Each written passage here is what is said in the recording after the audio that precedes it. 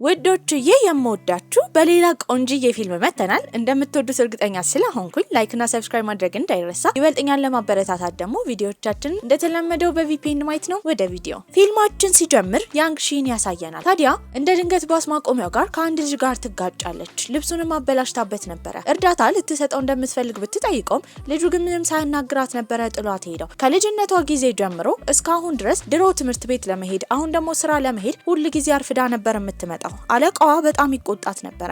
መስሪያ ቤት ስትገባ ደግሞ በጣም የምትፎካከራት ቺንግማው የምትባል የስራ ባልደረባ ነበረቻት። መጽሐፍ ማንበብ በጣም ተወድ ነበር። አሁንም መጽሐፍ የሚያሳትም ድርጅት ውስጥ ነበር የምትሰራው። በዚህም አዲሱ ፕሮጀክታቸው ምን መሆን እንዳለበት እየተጠየቁ ነበር። በቅርቡ ያነበበችው በጣም የወደደች ገጸ ባህሪያቶቹንም በጣም ያደነቀችው አንድ መጽሐፍ ነበር። ታዲያ ስለዛ መጽሐፍ መናገር ጀመረች። ርዕሱን ስትባል ግን ትንሽ ለመናገር ፈርታ ነበር። ታዲያ አለቃዋም መጀመሪያ ከጸሐፊው ጋር ማውራት እንዳለባት ነበር የነገራት። የጸሐፊውን አድራሻ በመያዝም ቀጥታ ወደ ቦታው ትሄዳለች።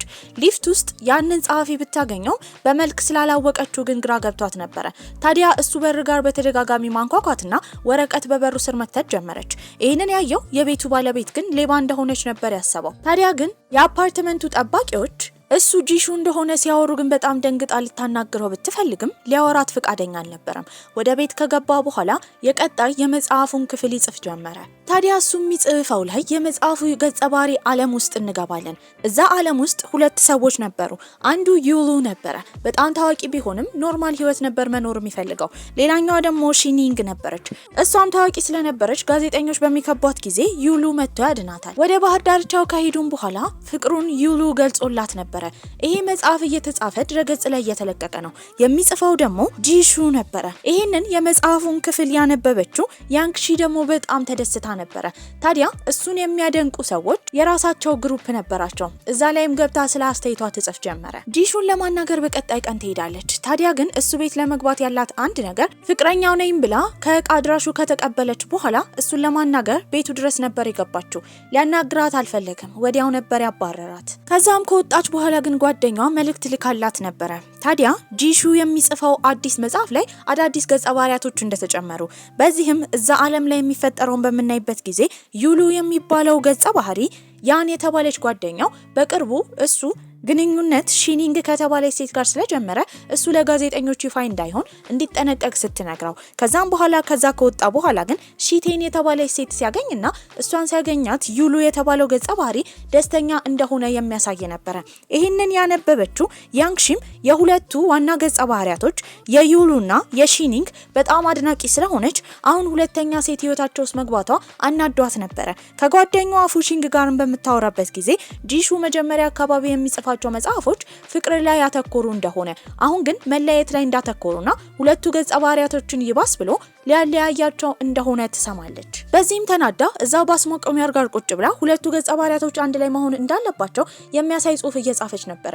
ወዲያው ግን ወደማታውቀው ዓለም ነበር የሄደችው። ዞር ስትልም እጅግ በጣም የምትወደው መጽሐፍ ውስጥ ያሉ ገጸ ባህሪያቶች ፊትለፊቷ ነበሩ። በዚህም ቀጥታ ዩሉ የሚባለው ልጅ ጋር ከሄደች በኋላ ሺቲንግን መተው እንደሌለበት፣ ታዲያ አሁን እንደ አዲስ የያዛትን ሺቴን የተባለችውን ሴት መተው እንዳለበት እየነገረችው ነበረ። ከትንሽ ቆይታ በኋላ አጠገቧ የነበሩ ገጸ ባህሪያቶች እንዳለ ይጠፋሉ። በዚህም ፊትለፊቷ ጽሑፍ ይታይ ጀመረ። ጽሑፉ ላይም ይቀጥል ወይስ ይቁም የሚል ነበረ። በዚህም መጽሐፉ እንዲቀየር ይቀጥል ብላ ትጽፋለች። ከዛ ሰዓት በኋላ ራሷን ያገኘችው ክፍሏ ውስጥ ነበረ። በዚህም መጽሐፉን በምታነብበት ጊዜ እሷ ገጸ ባህሪያት ውስጥ ገብታ ያደረገችው ነገር አሁን እዚህ እውነተኛው ዓለም ላይ መጽሐፉ እንዲቀየር አድርጎት ነበረ። ለጓደኛዋም ይሄንን ነገር ብትነግራትም አላመነቻትም ነበረ። በቀጣይ ቀን መንገድ ላይ ስትራመድ አንድ ኮፍያ ያደረገ ልጅ ከአንድ ሴት ጋር እየተጣላ ነበረ። ታዲያ ሴትዮዋ ሆን ብላ ልጁን በሐሰት እየወነጀለችው ነው። ሴትዮዋ ደግሞ ልጅ ይዛ ነበረ። በዚህም ከልጁ እውነቱን ካወጣጣ በኋላ በሁለቱ መካከል ሰላም እንዲፈጠር ያደረገችው ያንግ ሺ ዞር ብላ ልጁን ስታየው ግን እስካሁን ስትፈልገው የነበረው ጸሐፊ ጂሹ ነበረ። ታዲያ እሱም ገና ከማውራቷ በፊት እሱ መጽሐፉን ሌሎች ሰዎች እንዲያሳትሙለት እንደማይፈልግ፣ ይሄን የማይፈልግበት ዋና ምክንያት ደግሞ ምናልባት ፊልም የሚሰሩ ሰዎች በመጽሐፉ ተንተርሰው የሱን ታሪክ ያጠፉብኛል ብሎ ስለሚያስብ እንደሆነ እየነገራት ነበር። ወዲያው በእጇ ፊቱን ትሸፍነዋለች። ታዲያ መጀመሪያ ፊልማችን ሲጀምር በአስማቆሚያው ጋር የተጋጨችው ልጅ እሱ እንደሆነ ነበር ያወቀችው። መስሪያ ቤትም ከገባች በኋላ አለቃዋ እንዴት ከጸሐፊው ጋር ያላት ነገር ምን ላይ እንደደረሰ እየጠየቃት ነበር። እሷ ግን ምንም መመለስ አልቻለችም ነበር። በቅናት የምታያት ሺንግማው ደግሞ እዚህ ፕሮጀክት ላይ እሷን መግባት እንደምትፈልግ ትናገራለች። እዛ ያለች ግን ጂሹ ይደውልላታል። ገና ለገና መጽሐፉን እንዲያሳትም እሺታውን እንደገለጸ በማሰብ እየሮጠች እዛ ስትሄድ ግን ከዚህ ቀደም ቤቱ ድረስ ይዛለት የመጣችው ዕቃ ስለተሰባበረ እሱን ሊያስከፍላት ነበር የጠራት። ከዛም ከወጣች በኋላ ጓደኛዋ ትደውልላትና ጂሹ በቅርቡ መጽሐፉን መጽሐፍ ሊያቋርጥ እንደሆነና እሷ የምትወዳቸውን ሁለት ገጸ ባህሪያት ደግሞ መጨረሻቸውን መጥፎ ለማድረግ እንደተዘጋጀ ትሰማለች። በዚህም እንደለመደችው የአድናቂዎች ግሩፕ ላይ ከገባች በኋላ ስለ መጽሐፉ መጽሐፍ ጀመረች። በዚህም የገባችው የመጽሐፉ ዓለም ውስጥ ገጸ ባህሪ ሆና ነበረ። ታዲያ እዛም ቺኒንግና ሺቴን የተባሉ ገጸ ባህሪያቶች ያወሩ እንዲሁም ዩሎ ደግሞ ስልኩ ላይ ትኩረት አድርጎ አስፋልት ሊሻገር እንደነበረ ታያለች። መኪና ሊገጨውም ስለነበረ ወዲያው እሱን ለማዳን ነበር መሀል የገባችው። እሷ የገጸ ባህሪ አካል ስላልሆነች እንዲሁም ከሌላ ዓለም ስለመጣች ጉዳት ቢደርስባትም ያን ያህል አትጎዳም ነበረ። ፍለፊቷም ጽሑፍ ታያለች። ይቀጥል ወይስ ይቋረጥ የሚል ነበረ። ይቀጥል ብላ እዛው መጽሐፉ ገጸ ባህሪ ውስጥም ትቀራለች። የምትሄድበት ቦታ ግራ ስለገባት የመጽሐፉ ዓለም ውስጥ የሄደችው ወደ ራሷ መስሪያ ቤት ነበረ። በዚህም እዛ የምታውቃቸው ሁሉም ሰዎች ነበሩ። አለቃዋ ራሱ ቁርጥ እሱም ቢመስልም ነገር ግን እዚህኛው ዓለም ላይ ያለው አለቃዋ በጣም የዋህ ነበረ። ያላመነችው ግን እዛ መስሪያ ቤት ውስጥ ሊሰራ የመጣው ጂሹ ነበረ። ታዲያ ጂሹ ደግሞ እዛ ገጸ ባህሪያት ውስጥ ቢገባም የዋናው ገጸ ባህሪ ሁለተኛ ታዋቂ ገጸ ባህሪ ሆኖ ነበር የሚሰራው። በዚህም እሱ ደግሞ መጥፎ ገጸ ባህሪ ነው ብላ ስላሰበች የሁለቱን እሷ የምታደንቃቸውን ፍቅረኛሞች እንዳይለይ በቻለችው መጠን ለማስቆም እየሞከረች ነበረ። እዚህ የመጽሐፍ ገጸ ባህሪ ውስጥ ያለው ጂሹ ግን ስለማያውቃት በተደጋጋሚ ካጠገቡ እንድትርቅ እየነገራት ነበረ። ታዲያ እንደ ድንገት እያወሩ ያለ ግን አፍንጫዋን ትመታለች። ይሄንን ባየበትም ጂሹ ወደ ሆስፒታል ሊወስዳት ሲል ግን ከሱ ጋር መኪና ውስጥ መቆየት ስላልፈለገች ሊያስመልሳት እንደሆነ በመናገር ከመኪናው ወርዳ ነበረ። በዛ ሰዓት እሷ በጣም የምትወደው ገጸ ባህሪ ዩሉና አዲስ የመጣችው ሺቴን የተባለችውን ሴት አንድ ላይ ታያቸዋለች። በዚህ መጽሐፉ ላይ ያኔ ስታነብ ያስታወሰችው ሁለቱን አንድ ሰውዬ ፎቶ ያነሳቸውና እነሱ ፍቅረኛሞች እንደሆኑ ለጋዜጠኞች ይሰጥ ነበረ። ይሄ ነገር እንዳይፈጠር በማሰብም ፎቶ የሚያነሳውን ሰውዬ ከተከተለች በኋላ ካሜራውን ወስዳ ፎቶን ታጠፋፋዋለች። ታዲያ እዛ ሞል ውስጥ በነበረችበት ጊዜ ግን ጂሹ ይመጣል። ለምን እንዳመለጠችው እየጠየቃት ነበረ። አብረው ምግብ እንዲበሉም ትጠይቋለች። በዚህም የሄዱት ዩሉና እሷ የምትወዳት ሌላኛው ገጸ ባህሪ ሺኒንግ የሚበሉበት ቦታ ነበረ። 4 ሆነው ይቀላቀላሉ። ታዲያ ጂሹ ሁለተኛ ገጸ ባህሪ ነው ብላ ስላሰበች በሁለቱ ፍቅረኛሞች መካከል እንዳይገባ በማሰብም ውሃ አንስታ ትደፋበታለች። ያኔ ሁሉም ነገር ቀጥ ይላል። ቋረጥ ወይስ ይቀጥል የሚል ጽሑፍ ነበር ያየችው። በዚህም ወደ እውነተኛው ዓለም ለመሄድ ይቋረጥ ትላለች። ወደ እውነተኛው ዓለም ከተመለሰችም በኋላ በስልኳ አማካኝነት መጽሐፉ እንደተቀየረ ለማየት ብትሞክርም በአሁኑ ግን ምንም የተቀየረ ነገር አልነበረም። ወዲያው ጓደኛዋ ፉሺንግ ትደውልላታለች። በዚህም ከፍቅረኛዋ ቺዩ ጋር እንደተለያየችና እሷ ማውራት እንደምትፈልግ ነበር የነገረቻት። በተመሳሳይ ሁኔታ ደግሞ ቺዩ የልብ ጓደኛው ጂሹ ስለነበረ ለማውራት እሱን ጠርቶት ነበረ። ሁለቱም መለየት እንደሚፈልጉ እየተናገሩ ነው። ታዲያ ሁለቱም ጓደኞቻቸው ሲመክሯቸው የነበረው ደግሞ እንዲለያዩ ነበረ። ወዲያው ደግሞ ስለሚዋደዱ ሁለቱም እንደማይለያዩ ይናገራሉ። መንገድ ላይ ፉሺንግና ጓደኛዋ ያንግሺ እየሄዱ እያለ ግን ይሄንን ቺዩ ያያል። በዚህም መኪናውን አስቆመው ከወረደ በኋላ ሁለቱ ፍቅረኛሞች ያወሩ ጀመረ። ሁለቱ እንዲያወሩ ደግሞ ጂሹና ያንግሺ ሄደው ነበረ። መኪና ውስጥ እያሉ ለምን ከነሱ ድርጅት ጋር መስራት እንደማይፈልግ ትጠይቀዋለች። እሱም ወዲያው መኪናውን ያቆመዋል። ከኋላ እቃ ከማስቀመጫ ውስጥ እቃ እያወጣ ነበረ። በዚህም ገና ለገና ይመታኛል ብላ ስታስብ ወደ አንድ ቦታ እንዲሄዱ ነበር የጠየቃት። ታዲያ ያ ቴሌስኮፕ ነበረ። ተወርዋሪ ኮከቦችን በቴሌስኮፑ እያዩ ነበረ። በዚህም እሷ ምኞት መመኘት ጀመረች። እሱ ግን በእንደዚህ አይነት ነገር እንደማያምን ይነግራታል። ታዲያ እሷን በቀጣይ ቀን ከሱ ጓደኛ ቺዩ እነሱ ድርጅት ውስጥ ጂሹ እንዲሰራ ማድረግ እንዳለባት እያወራችሁ ነበረ። እሱ ግን ጂሹ እንደዚህ አይነት ሰው እንዳልሆነ ይነግራታል። ታዲያ በሌላ በኩል ጂሱ ደግሞ መጽሐፍ የሚጽፍበት አካውንት ውስጥ ለመግባት በሚሞክርበት ጊዜ ብዙዎቹ የመጽሐፉ ታሪኮች ተቀይረው ነበረ። ጭራሽ ደግሞ ወደ አካውንቱ መግባት ይከብደዋል። ታዲያ ጓደኛውን ካወራ በኋላ ግን ተመልሶ አካውንቱ ማግኘት ችሎ ነበረ። ታዲያ ጂሹም ቁጭ ብሎ የተቀየሩትን ገጸ ባህሪያቶች ድጋሚ ለማስተካከል ታሪኩን በሚሞክርበት ጊዜ ግን እንደ ድንገት እሱም ወደ መጽሐፉ ታሪክ ውስጥ ነበር የገባው። እሱ ብቻ አልነበረም፣ አብራውም ያንግሺ ገብታ ነበረ። በዚህም እሱ በጣም ይደናገጣል። ነገር ግን ያንግሺ ያንን ቦታ የምታውቀው ያህል ይመስል ነበረ። በተደጋጋሚ ወደዚህ እንዴት እንደመጣች እየጠየቃት ነበር። እሷ ግን ትክክለኛው ያንግሺ ከእውነተኛው ዓለም ወደዚህ መጣ ብላ ስላላሰበች በባስ እንደመጣች እየነገረችው ነበር። በጣም ግራ ይጋባል። ታዲያ የምታድርበት ቤትም ስለሌለ እሷ የምታወራውን ነገር ደግሞ ከአይምሮዋ ማንበብ ስለሚችልም እሱ ቤት እንድትመጣ ነበር የነገራት። 2 ሆቴል ይከራያል። ታዲያ አጠገብ ያለውን እሷ ማደር እንደምትችል ነበር የነገራት። በቀጣይ ቀንም እሷ የምትሰራበት መስሪያ ቤት ውስጥም እሱ ስለሚሰራ አሁን ግን የሚለየው ትክክለኛው ጂሹ ወደዚህ ዓለም መምጣቱ ነበር። ያኔም ይጠይቃታል የሆነ የተቀየረ ነገር እንዳለ፣ እንዴት ወደዚህ ዓለም እንደመጣች እየጠየቃት ነበር።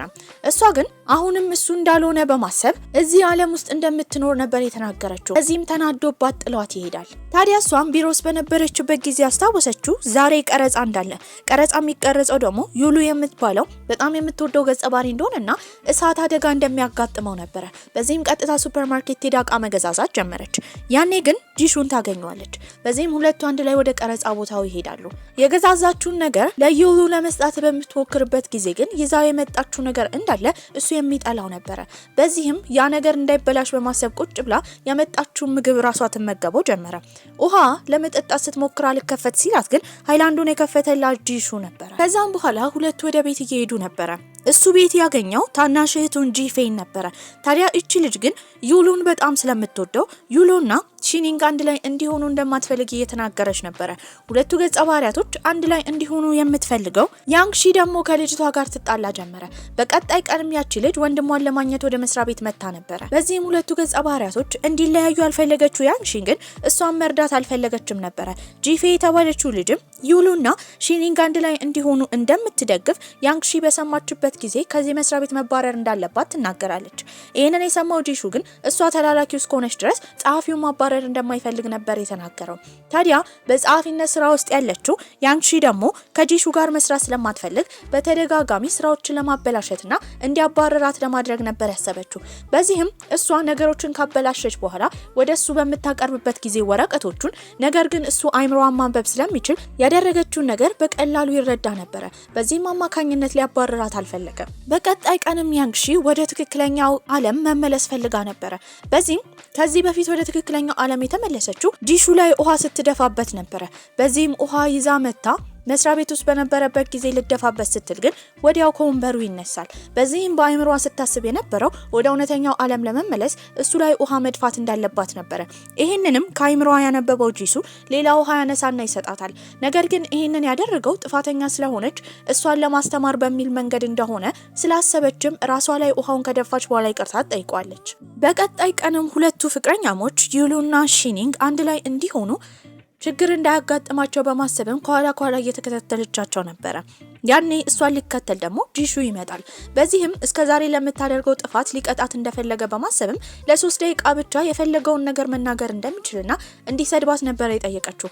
እሱ ግን መሳደብ አልፈለገም። በዚህም ወደ መስሪያ ቤት በሚሄዱበት ጊዜ ከዚህ ቀደም ባስ ማቆሚያው ጋር ቁጭ ብላ ወደ ትክክለኛው ዓለም ስለተመለሰች እድሏን ለመሞከር ነበር ያሰበችው። ወደ ትክክለኛው ዓለም ለመመለስ ያሰበው ጂሹም ይከተላታል። ነገር ግን ሊሳካላቸው አልቻለም ነበር። ታዲያ እሱም ቢሮ በነበረበት ጊዜ አሁን እሱ እዚህ ዓለም ላይ ስላለ ትክክለኛው ዓለም ላይ ምን እየተፈጠረ ይሆን የሚል ጥያቄ ተፈጥሮበት ነበር።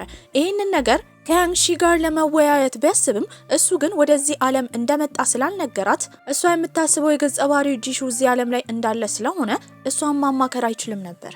በሷ በጣም እየተናደደባት ስለሆነ በተደጋጋሚ ስራ ያሰራት ጀመረ። ታዲያ እሱ ደግሞ ሁለቱ ገጸ ባህሪያቶች እንዲለያዩና ዩሉ ከሌላ ሴት ጋር ከሺቴን ጋር እንዲሆን ይፈልግ ነበር። በዚህም እሷ እንዳትከታተላቸው በማሰብ የተለያዩ ስራዎችን በተደጋጋሚ እንድትሰራ ያደርጋት ጀመረ። ጨርሳ ስትመጣ ድጋሚ ስሪ ይላት ነበር። ታዲያ በመጨረሻም ጨረስኩ ብላ ስታስብ አሁንም ድጋሚ ስሪ ይላታል። ነገር ግን በአሁኑ አጠገቧ ሆኖ እየረዳት ነበር። እዛው እሱም እንቅልፍ ይወስዷል።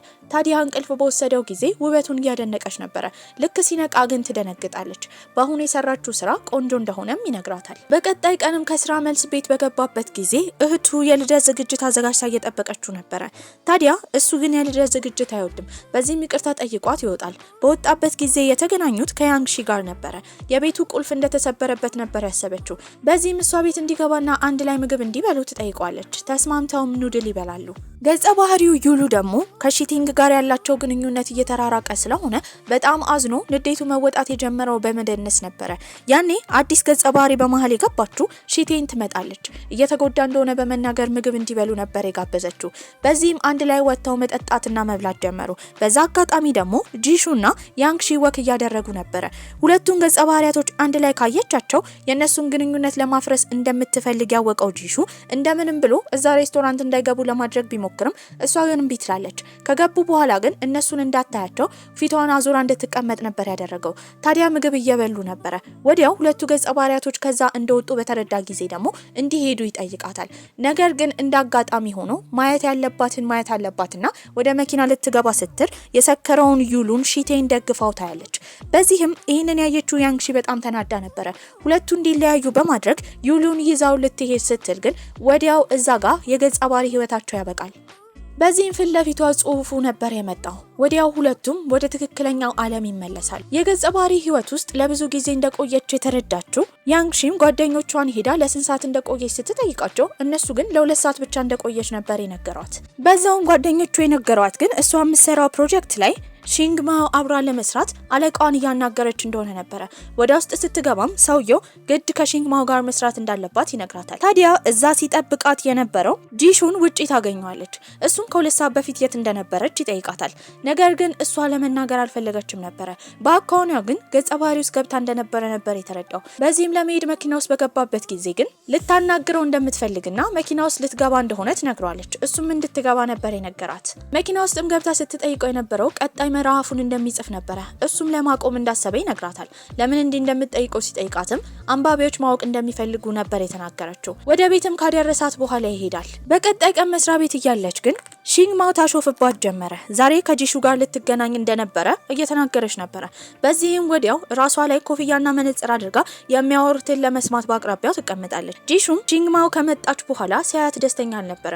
እሷም ስለ መጽሐፉ ኮፒራይት ለማውራት እንደመጣች ስትነግረው መጽሐፉን እንደማያሳትመው በመናገር ጥሏት ሊሄድ ነበረ። ወዲያው ግን ያንግሺን ካያት በኋላ እሷ እንደሆነች ስላወቀ ለሌላ ቀን ስትሸፋፈን በደንብ እንድትሸፋፈን ነግሯት ነበር የሄደው። ከዛም ከወጣች በኋላ ግን ጂሹ ይመጣል። ምን እያደረገች እንደሆነ ነበር የጠየቃት። ወዲያው ህጻናት መተው ውሃ ይደፉባቸው ጀመረ። ከህፃኑ አንዱ ሽጉጥ ከተቀበለች በኋላ እንደ ልጅ ከልጆቹ ጋር እየተጫወተች ነበረ። በዛም ልብሷ ስለረጠበ ጃኬቱን አውልቆ ያለብሳታል። ወደ ቤቱን ከወሰዳት በኋላ ሻይ አፍልቶ ልብስ አስቀይሯት ነበረ። አመሻሽ ላይም ከጓደኛዋ ጋር ስታወራ ሺንግማውና ጂሹ ሲያወሩ ሺንግማው በተደጋጋሚ ስታለቅስ እንደነበረ፣ ጂሹ ደግሞ በጣም ተናዶ እጁን ጥብቅ አድርጎ ሲያወራ እንደነበረ፣ ከዚህ በፊት እንደሚተዋወቁ እንደጠረጠረች እየተናገረች ነበር። በዚህም ጓደኞቿን በመሰብሰብ ጂሹን ለመቅረብ ምን ማድረግ እንዳለባት እያወራች ነበረ። እነሱም በመከሯት አማካኝነት በቀጣይ ቀን የሚሮጥበት ስፍራ በመሄድ አብራው መሮጥ ጀመረች። ትኩረቱን ለማግኘት በተደጋጋሚ ብትወድቅም ዝም ብሏት ነበረ። በመጨረሻ ግን እግሯን ወለም እንዳላት ስትናገር ወደ ዳር አድርጎ እግሯን ያክማት ጀመረ። ታዲያ ስለ ስራ እንዳታወራ ግን ጥሏት ነበረ ሄደው። ታይቺ የተባለውን የቻይና ባህላዊ የካራቲ ስልጠና ከአዛውንቶች ጋር እየሰለጠነ ነበረ። ያኔ እሷም ትመጣለች። መሰልጠን እንደምትፈልግ ነበር የነገረችው። በዚህም እያለማመዳት እያለ ወደ ስራ መናገር እያለ ወዲያው አፍራ ወደ ስራ መሄድ እንዳለባት ትናገራለች። እዛ ከሄደች በኋላ እሱ የት እንደሚውል ለጓደኛዋ እየጠየቀቻት ነበረ። ጓደኛዋም እየነገረቻት እያወሩ ይህንን ነገር ደግሞ ሺንግማው እየሰማች ነበረ። ጂሹ ከዚህ ቀደም እሱን የሚያደንቁ ሰዎች ግሩፕ ከፍተው ነበረ። የዛ ግሩፕ ባለቤት ዌብሳይቱን የያዘው ሰውዬ ማን እንደሆነ እያጣራ ያለ ሻንሃንግ የተባለ ልጅ እንደሆነ ነበር የተረዳው። በቀጣይ ቀን ከቤትም በወጣበት ጊዜ ሺንግማው ትመጣለች። አብረው ቁርስ እንዲበሉ ነበር የጠየቀችው። ሁለቱ ቁጭ ብለው በነበረበትም ጊዜ አሁን እሷ ከሻንሃንግ ጋር ፍቅረኛ እንደሆነች ነበር የጠየቃት። እሷም እስካሁን ፍቅረኛሞች እንደሆኑ ስትነግረው ዝም ነበር ያላት። ታዲያ እሱም ባህር ዳርቻው አካባቢ ድንኳን ከጣለ በኋላ ለመዝናናት እየሞከረ ነበረ። እሷም ድንኳኗን ለመጣል እየሞከረች ነበረ። ሲከብዳት ባየበት ጊዜ ተነስቶ ያግዛታል። በመቀጠልም የነሱ ጓደኞች ፉሺንግና ቺዩ ይመጣሉ። እነሱ ብቻ አልነበሩም። ለረጅም ጊዜ አይቶ የማያውቀው ጓደኛው ሻንሃንግና ሺንግማውን መጥተው ነበረ። ነገር ግን ያንግሺ በቻለችው መጠን ሺንግማውና ጂሹ እንዳይቀራረቡ ለማድረግ እየሞከረች ነበረ። እነሱ ከሄዱ በኋላ መጽሐፉን መጨረስ እንደሚፈልግ ታዲያ ስለ ኮፒራይቱ ደግሞ ከሷ ጋር እንደሚያወራ ለያንግሺ ይነግራታል። በዚህም በጣም ደስ ይላታል። በቀጣይ ቀንም የተፈጠረው ነገር ለጓደኞቿ እያወራች እያለ የሰማችው ሺንግማው በጣም ቀንታ ነበር። ታዲያ እሷን ባስ ማቆሚያው ጋር ሄዳ ቁጭ ትላለች። በዚህም ወደ ግሩፑ ገብታ ከጻፈች በኋላ ወደ ገጸ ባህሪዎቹ ህይወት ውስጥ ነበር የገባችው። በተመሳሳይ ሁኔታም ጂሹ ገብቶ ነበረ። ታዲያ ራሷን ያገኘችው ያኔ ዩሉ የሰከረ ጊዜ ከሺቴን ጋር ለማለየት የሞከረችበት ቀን ላይ ነበረ። ከዛ ቦታ ጂሹ ይዟት ይሄዳል። በሁለቱ መካከል እንዳትገባ እየነገራት ነበረ። እሷ ግን ባይምሮዋ እሷ ለምታደንቃት ገጸ ባህሪ ዩሉ ጋር አብራ እንድትሆን ምክር ለመጻፍ በተዘጋጀችበት ጊዜ ይሄን እንደምታደርግ ሲረዳ ስልኩን ሆን ብሎ ከጣለው በኋላ ስልክ መደወል ስለፈለገ እንድትሰጠው ይጠይቃታል። የሷን ስትሰጠው ግን ወዲያው ይጥሏል፣ ውሃም ይደፋበታል። እሷ ግን ቀስ ብላ ከቤት ከወጣች በኋላ ሱፐርማርኬት ውስጥ ባለች ሴት አማካኝነት ለሺሊንግ ከዩሉ ጋር በቅርቡ ስራ አንድ ላይ መስራት እንዳለባቸው የሚያሳይ ጽሁፍ ጽፋ ነበረ። ይህንንም መልእክት ትልክላታለች። ታዲያ በሌላ በኩል ጂሹ ቁጭ ብሎ ስራ እየሰራ እያለ ግን ያልታወቀ ድምጽና ጽሁፍ አየሩ ላይ ይታየው ጀመረ። በዚህም በጣም ይደነግጣል። ከየት እንደመጣ ለማወቅም እየሮጠ የሄደው ያንግሺ ጋር ነበረ። እሷም እንደዚህ አይነት ነገር እንዳላጋጠማት ትናገራለች። ነገር ግን በቀጣይ ቀን ፓርኪንግ ውስጥ በነበረችበት ጊዜ ምንም ብትጥር ገጸ ባህሪያቶቹ መቀየር እንደማትችል የሚያሳይ ድምጽና ጽሁፍ ነበር ያየችው። በዚህም ትደነግጣለች። ከዛ ቦታ ስትሄድ ግን ማስክና ኮፍያ ያደረገ ሰው እያያት ነበረ። ወዲያው ግን ሰውየው ጥፍት ነበር ያለው። ታዲያ በቀጣይ ቀንም ጓደኞቻቸው ጂሹና ያንግሺ ፋውንቴኑ ጋር እንዲመጡ ጋብዘዋቸው ነበረ። እዛ በሄዱበት ጊዜ ግን እሱን ልክ እንዳየችው እጇን ስታውለበልብ አንድ ሰውዬ እንጨት ይዞ እሷን ለመምታት እንደመጣ ነበር የተረዳው። በዚህም ዘሎ እሷን ይረዳታል። እጇንም ይዞ እየሮጠ ከዛ ቦታ ነበረ ይዟት ሄደው። ነገር ግን በሞተር ሊገጫቸው ያው ሰውዬ ይመጣል። ሁለቱም ከተገፈታተሩ በኋላ ሞተሩ በመሃላቸው ነበር ያለፈው። እንዳልተጎዳች ባየበትም ጊዜ አቅፏት ነበረ። ወዲያው ፊት ለፊታቸው ጽሁፉ ይጻፍ ጀመረ። ይቀጥል ወይስ ይቋረጥ የሚል ነበረ።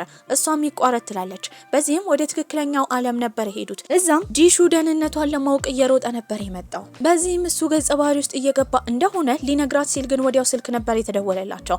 ሁለቱም መጽሐፍ ለመጻፍ ከሰው ኮፒ እንዳደረጉና አጭበርባሪ እንደሆኑ የሚያሳይ የስልክ ጥሪ ነበረ። እሱም ድምጹን በሰማበት ጊዜ በእርግጠኝነት ጓደኛው ሻንያንግ እንደሆነ አውቆ ነበረ። በቀጣይ ቀንም የኮሌጅ ጓደኛሞች ይገናኛሉ። ከነሱ መሃል ጂሹ፣ ቺዩና ፉሺንግም ነበሩ። ወዲያው ሻንያንግም ጓደኛቸው ስለነበረ ይመጣል። ታዲያ እሱም የሚያውቀው ነገር እንዳለ ሲጠየቅም ኮምፒውተር ላይ ብዙ እየሰራ እንዳልሆነና ምንም እንደማያውቅ ነበር የተናገረው። በመቀጠልም ጂሹ እጁ ላይ ስላለው ጠባሳ ይጠይቋል። ሻንያንግም ጠባሳው ደና ቢሆንም አሁንም እያመመው እንደሆነ ነበር የተናገረው። ያንን ጠባሳ ያገኘው ጂሹ ላይ ጥቃት እንዳይደርስበት ለመከላከል ሲሞክር ነበረ። በዚህም ጂሹ ለተፈጠረው ነገር ድጋሚ ይቅርታ ይጠይቋል። ታዲያ አመሻሽ ላይም ጂሹና ያንግሺ ተገናኝተው ነበረ። ታዲያ እሱም የገጸ ባህሪያቶቹን ታሪክ እየቀየረ ያለ ሌላ ሰው እንዳለ በተደጋጋሚ እሱን ለማስተካከል በሚሞክርበት ጊዜ እንዳልቻለ እየነገራት ነበር። ታዲያ እሱ አሁን መጽሐፉን ሰርቋል ተብሎ እየተወራበት ስለሆነ ራሷን ጥፋተኛ ለማድረግ ያንግሺ ተዘጋጅታ ነበረ። ጓደኛዋ ግን እንድትተው ትነግራታለች። በቀጣይ ቀን መስሪያ ቤት ስትሄድም አለቃዋ ፕሮጀክቱን ማቆም እንዳለባትና ከዚህ በኋላ እነሱ ከጂሹ ጋር እንደማይሰሩ ነበር የነገራት። ሺንግማው መታታሾፍባት ጀመረ። ታውቂያለሽ አይደል? ከዚህ በፊት ኮሌጅ እያለን እሱ ወንጀል ፈጽመው ነበረ።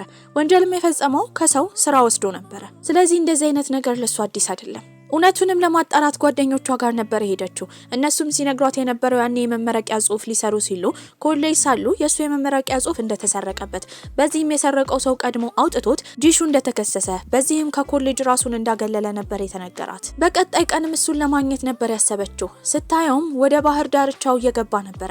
ራሱን ሊያጠፋ ነው ብላ በማሰብ ከኋላ ታቅፏለች። እሱ ግን ለመዝናናት እንደሆነ ነበር የነገራት። በዚህም አንድ ላይ ጥሩ ጊዜ ያሳልፋሉ። ታዲያ እሷም ከዚህ ቀደም የመጽሐፉ ገጸ ባህሪያት ላይ ጣልቃ ለመግባት የሞከረችው ነገር እንዳለ ጥፋት እንደሆነና ይቅርታ ጠይቋለች። በቀጣይ ቀንም ከጓደኞቿ ጋር ተሰብስባ እሱ ከዚህ በፊት ኮምፒውተሩ ሀክ ተደርጎ ስለነበረ ሀከሩ ማን እንደሆነ ለማጣራት እየሞከሩ ነበረ። ታዲያ አራቱ ጓደኛሞች ማመሻሽ ላይ ተገናኝተው እየበሉና እየጠጡ ነበረ። በዚህም ያንግሺ በጣም ትሰክራለች። ሰው ፊቱን ላይ ያዋረደችው ነበረ። መንገድ ላይ አንዴ ስትወድቅ አንዴ ስትነሳ እንደምንም ብሎ ወደ ቤት ነበር የወሰዳት። ታዲያ እግሩን ይዛ ሁላ ስትነክሰው ነበረ። ከዛም አልፋ ደግሞ ትስመዋለች። በመቀጠልም እሱ ገላውን ለመታጠብ ሻወር በነበረበት ጊዜ ወደ ውስጥ ገብታ ነበረ። ፎጣውን ሁላ ወስዳበት ነበረ። እንደምንም ብሎ እዛው መሬት ያስተኛታል። ጠዋት ስትነሳ ግን ሻይ እያፈላ ነበረ። በዚህም ማታ የተፈጠረውን ነገር እንደማታስታውስና ስትሰክር ስለምታስቸግር ይቅርታ ነበር የጠየቀችው። ለጓደኛዋም ለምን በሰከረችበት ጊዜ አብራት እንዳልነበረች ደውላ ስትጠይቃትም ሁለቱ አብረው ጊዜ እንዲያሳልፉ ስለፈለገች እንደሆነ ፉሺንግ ትነግራታለች። ታዲያ ድጋሚ እሱ ፕሮጀክት ላይ መስራት ስለምትፈልግ አለቃዋን እድል እንዲሰጣት ጠይቀው ነበር። እሱም ተስማምቷል። በቀጣይ ቀንም ማታ ላይ እንዲገናኙ ጥያቄ ለጂሹ ታቀርብለታለች። ምንም ሳይል ነበር ወዲያው የተስማማው። ሁለቱም ልብስ ከመረጡ በኋላ ለመገናኘት ይሄዳሉ። እዛም በሚመገቡበት ጊዜ ሻይ ለመጠጣት ነበር መጀመሪያ የሄዱት። እሷ ግን ሻይ አትወድም ነበር። እሷ የምትወድበት ቦታ እንድትወስደው ይጠይቃታል። የሄዱትም ሚልክ ሼክ የሚሸጥበት ቦታ ነበር። ካፌ ቁጭ ብለውም ሳይበርዳት ልብስ እያለበሳት ነበር። በዚህም ኬክ ካልጎረስክ ትሏለች። እጇን ሲይዛት ግን ልቧ እየመታ ነበር። ይሄ ልቧ እስከ ጠዋት ድረስ እየመታ እሷን በተፈጠረው ነገር እያፈረች ነበር። በቀጣይ ቀንም ጓደኛሞች ጊዜ ሊያሳልፉ ወደ አንድ ባህር ዳርቻ ይሄዳሉ። እዛ አራቱ ብቻ አልነበሩም። ሺንግማውና ፍቅረኛዋ ሻንሃንግ መጣው ነበር። ታዲያ ፉሺንግ በተደጋጋሚ ያንግሺ ከጂሹ ጋር ጊዜ ማሳለፍ እንዳለባት እየነገረቻት ነበር። ይኸውልሽ የተለያየ ክፍል ውስጥ ነው የምትሆኑት አይደል? መጀመሪያ ምን ብለሽ ትሞክራለሽ? በረሮዋ ይው ብለሽ ትጮያለሽ። ካልሆነ ደግሞ ሻወር ያልሰራም ብለሽ አንተ ጋር ልታጠብ ብለሽ ትይጃለሽ። ብዙ ነገር መሞከር አለብሽ እሺ። እንዲህ ስትላት ያንን ባይምሯ እየሳለችው መቼም እንደማይፈጠር እየተናገረች ነበር። ሁሉም ወደ ሩማቸው ገብተው ከተጣጠቡ በኋላ ምግብ ለመብላት ተቀጣጥረው ነበር። ያንግሺ ስትመጣ ቆንጆ ቀሚስ ነበር የለበሰችው። ጂሹም በውበቷ አድንቋት ነበር። ያን ቀንም በደንብ ተዝናንተው ነበር። ታዲያ በቀጣይ ቀንም ቁጭ ብሎ እሷን እየጠበቀ ጋዜጣ እያነበበ ነበር። ያኔ የመጣችው ሺንግማው ነበረች። ኮሌጅ ላይ ፍቅረኛሞች እንደነበሩ አሁንም ፍቅሩ እንዳልወጣላት ከሻንሃንግ ጋር መሆን እንደሰለቻትና ከሱ ጋር መመለስ እንደምትፈልግ ነበር የተናገረችው። በዚህም ተነስቶ ሊሄድ ሲል ግን ከኋላ ታቅፋለች። ሁለቱ የሚያወሩትን ወሬ ደግሞ እንዳጋጣሚ ሆኖ ያንግሺና ሻንሃንግ ሰምተው ነበር። ሁለቱም ይናደዳሉ። ታዲያ ያንግሺ ባህር ዳርቻው ጋር ቁጭ ብላ ስትሳደብ የነበረው ጂሹን ነበር። ወዲያው ግን ራሷን መለስ አድርጋ ሺንግማውን ከጂሹ ማራቅ እንዳለባት እያሰበች እያለ ያልታወቀ ሰው ከኋላ ይገፈትራታል። በዚህም የገባችው ወንዝ ውስጥ ነበር። ወዲያው ግን የተወሰደችው ወደ ገጸ ባህሪው ነበር።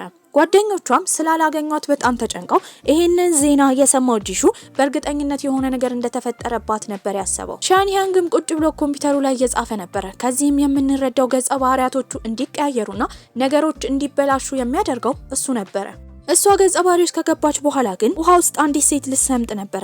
እሷም የምትወዳት ገጸ ባህሪ ሺኒንግ ነበረች። በዚህም ላይ ህይወቷ ሳትሳሳ ያንግሺ ዋና ውስጥ ከገባች በኋላ አድናት ነበር። ወዲያው እዛ እያለች እየሮጠ የመጣው ጂሹ ነበር። የት እንደነበረችና እንደተጨነቀ እየነገራት ነበር።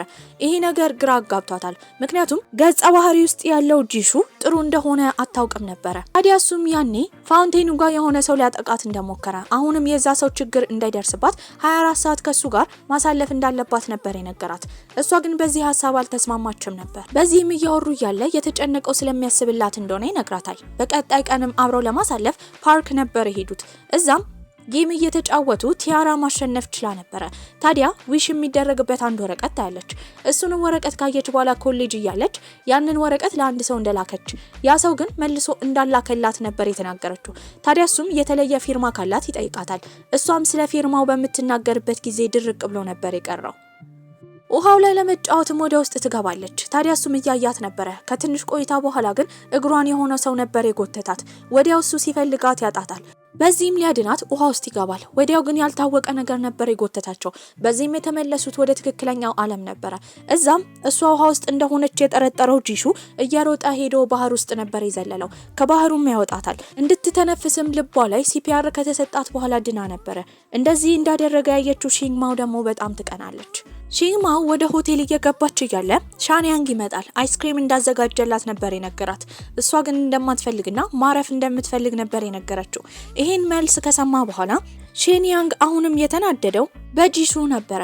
ጂሹም ሻንሃንግ እነሱ ላይ ጥቃት ለማድረስ በተደጋጋሚ እየሞከረ ስለሆነ የሆነ መረጃ ማግኘት እንዳለባቸው እየነገራት ነበር። በቀጣይ ቀን አራቱ ባህር ዳርቻው ጋር ቁጭ ብለው ሳሉ ሺንግማው ትመጣለች። ማንም ሰው ሊያናግራት አልፈለገም። ጂሹ ግን ሲንከባከባት ነበር። ይሄንን ያየችው ያንግሺ ተናዳ ነበር። ሻንሃንግም ወደዛ ከመጣ በኋላ ለምን ወደዚህ እንደምትመጣ እንዳልነገረችው ሺንግማውን ይጠይቃታል። እሷም ለስራ እንደመጣች ነበር የተናገረችው። በዚህም ጂሹ አጠገብ ስለተቀመጠች እሱም ተናዶ ነበር።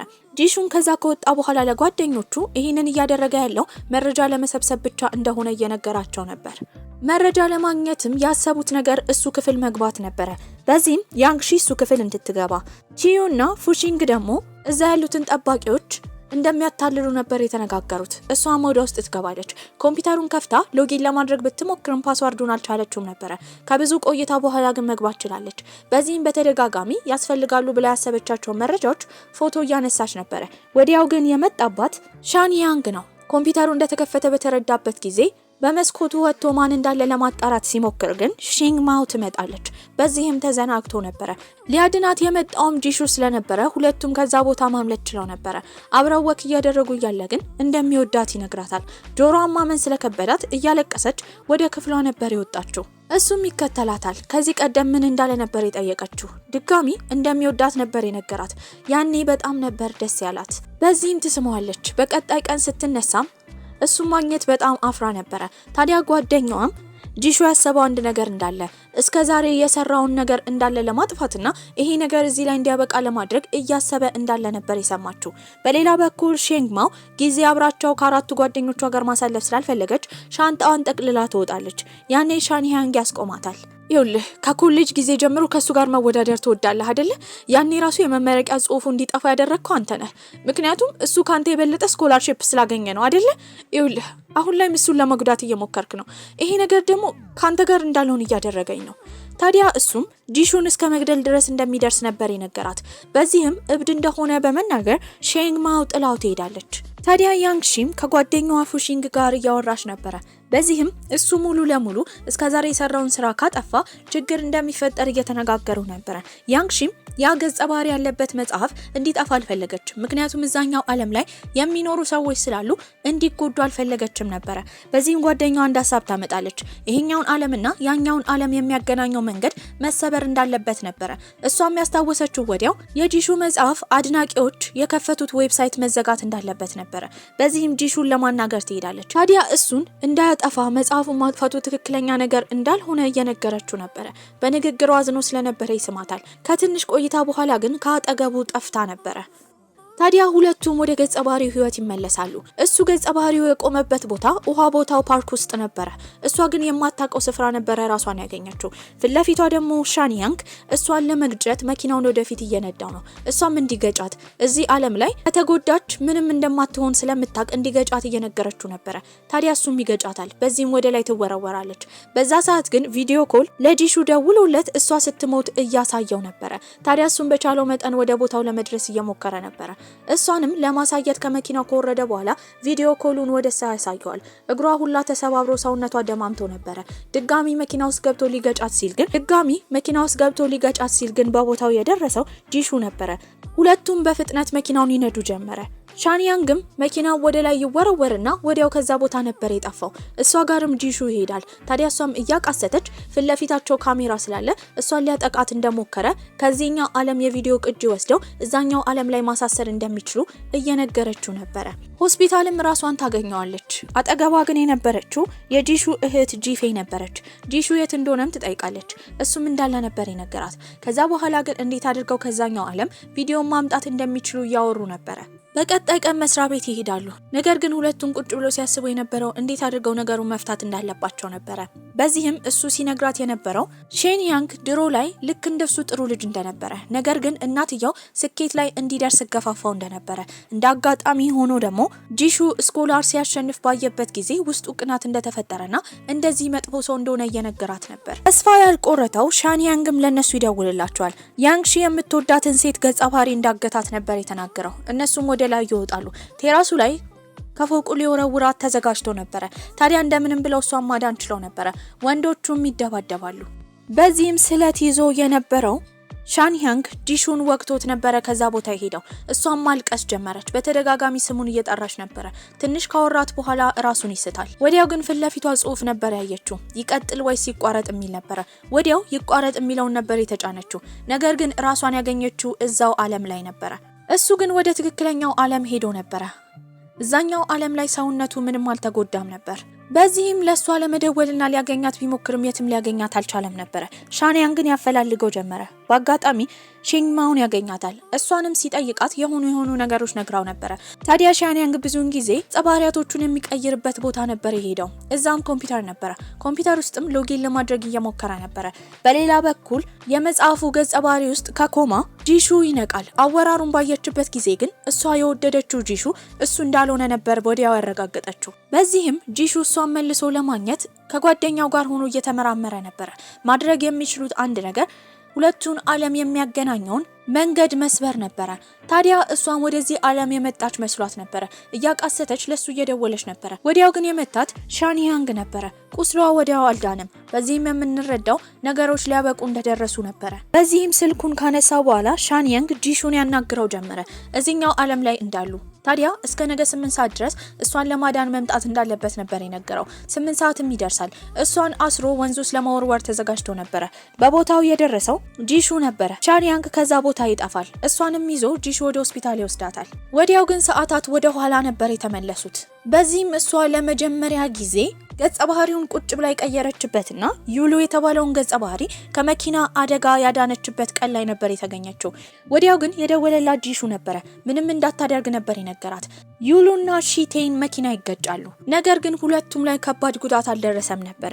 ዩሉም ከሆስፒታል ይወጣል። ታዲያ ግን ሁለቱም ላይ ምንም አይነት ከባድ ጉዳት አልደረሰም ነበረ። ዩሉም ከሆስፒታል ይወጣል። እሱ ፍቅረኛ ሺኒንግም ስራዋ ላይ ማተኮር ስለምትፈልግ ለትንሽ ጊዜ ሁለቱ መለያየት እንዳለባቸው ነበር የተስማሙት። ስራቸው ላይ ስኬታማ ከሆኑም በኋላ ለብዙ ጋዜጠኞች ዩሉና ሺኒንግ እንደተለያዩ ነበር የተናገሩት። በዚህም እሷ መጽሐፉን በምታነብበት ጊዜ ሁለቱ እንደተለያዩ ስትሰማ በጣም አዝና ነበረ። ሊያረጋጋትም ጂሹ ይመጣል።